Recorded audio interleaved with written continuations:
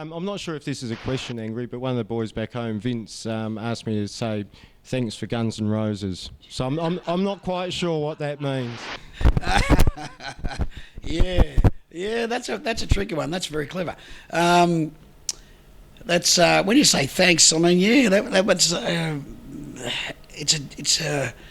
it's with a great amount of affection actually that we realise probably our biggest legacy is the influence that we've had on other bands. And because, I mean, unfortunately, none of us got rich out of this. We didn't sell 10 million albums. But Pete's always said it's the way you're remembered, that very romantic epitaph sort of a vibe. And, the Tats will always be remembered, for the right reasons, for not selling 10 million albums, but really changing something or somebody, in a real way. So that's something that makes you feel good. Do you feel flattered when people cover your music? Oh yeah, well yes, yeah. I remember when they cover our songs, yeah, absolutely. A few things that people have said to us about us.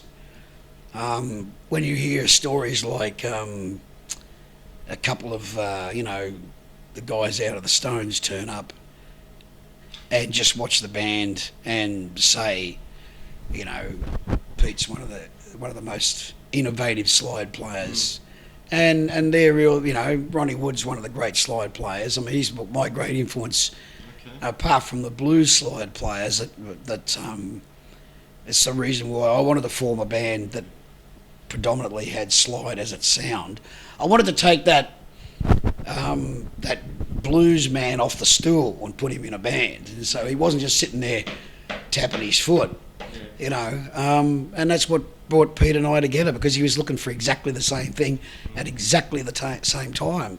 So we were just drawn together from this mutual love of this visionary, this band that we had in mind to, and that's why it was such a marriage, because in a real sense it was the meeting of two minds, two hearts, two souls. So it was one of those, randomly magical things that happened in your life.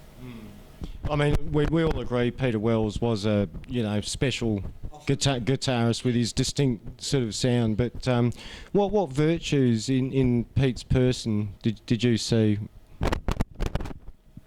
Integrity. He was he would have made a great politician. Contradicting yourself. No. He would have because he was a master player. He knew how to play people and play the game. And of course, his greatest achievement was playing the greatest slide guitar. And it was integrity. He brought integrity to that.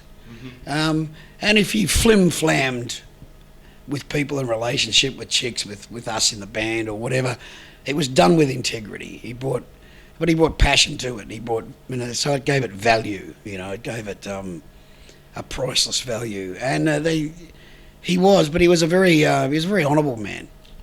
Very honourable man. And some of those things are just hard to find sometimes in people that you love. You want those qualities. I think that's why we always look for a woman that's got the best qualities of our mums. And women look for the best qualities of their dads. If they've had a good dad, if they've had a good mum, if you know what I'm saying. So it's the reason that we'd like to see it in our children. We'd like to see the same things that I want to see emerging and growing in my boys, that real sense of honour and that sense of integrity and passion for life, and the things that sort of got me through. Yeah, well, I'm just thinking of one of the boys, mates, staunch and true, and that seems to be a Bogan thing, really. You talk about you talk about Bogan mates, they're staunch and true. Yes. There's nothing wrong with that. No. That's what we're here for. But just changing the subject a little bit, angry.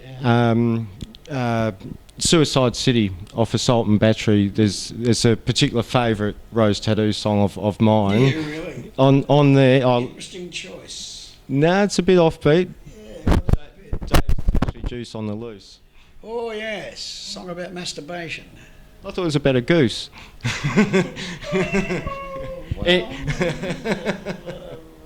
Let's Slug, goose, python. Okay. Suicide City was written about Canberra.